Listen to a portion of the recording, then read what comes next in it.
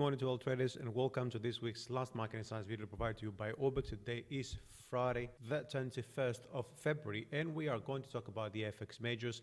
Of course, I'm going to talk about dollar yen, then the euro dollar as well as the pound. The performance of the yen as a safe haven seems to be suggesting that the markets now are shifting towards a different approach, different narrative, different path, let's just say, when we're looking at safe havens, because it seems that the US dollar is now being preferred as an option, given, of course, the risks generated by the coronavirus, by poor economic data, as well as, of course, a general risk of the outbreak as China seems to be containing the virus while the cases in other countries, and particularly in Japan, actually, they are doubling.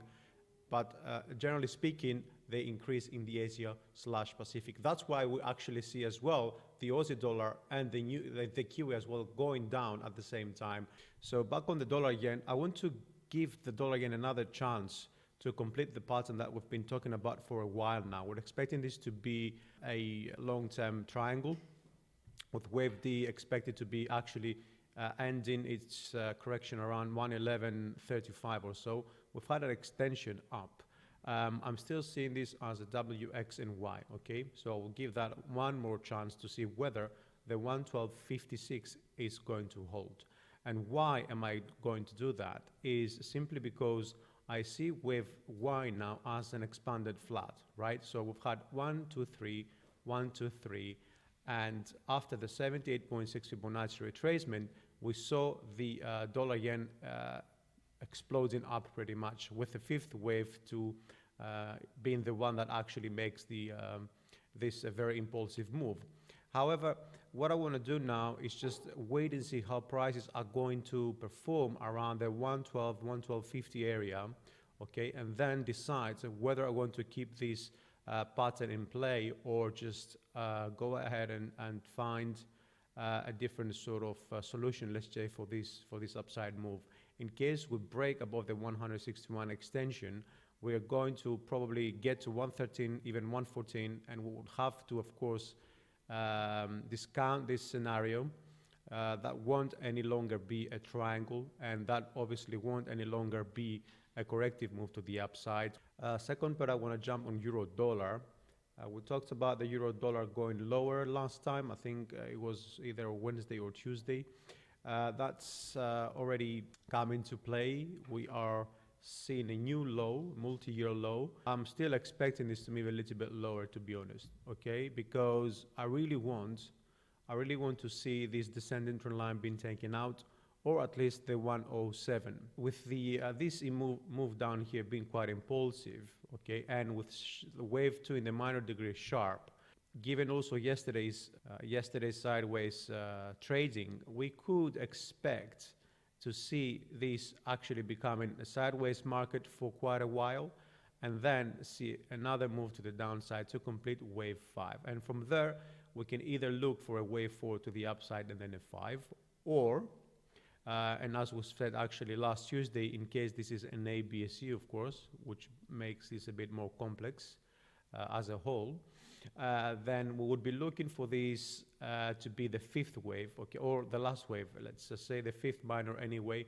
and then start looking for prices to move higher, and that potentially is going to be a reversal. Now, given, of course, that the yen is losing its safe haven status, it might be the euro that is going to become in the next few months the safe haven of choice. On the pound, we've looked at the move to the upside the other day as a potential reversal, as a potential end of this correction down here, and then we're expecting to actually get a validation above the 132. We didn't get that, of course, and that's why we always discuss different scenarios that might come into play. We've now labeled this as a B wave, and I'm expecting a C wave to end this ABC correction, which actually I now see as a zigzag, okay? So we've got A, B done with a triangle, and I'm expecting C to be an ABC move. That, of course, might change. This C wave down here could be an ending diagonal, It really depends on how prices are going to perform from now on, because over here we'll have the first move, right? Second, we could get 1, 2, 3, and this would be a very nice diagonal, right? Now, the first price I'm really seeing a good resistance at is around 127.33. This is a 50 Fibonacci of this move to the upside, okay? Now, in case, of course, we want to have some confluence levels here, we can easily draw a Fibonacci extension level, and that takes us down to, let's just also draw the 618. Okay, that's already been taken out.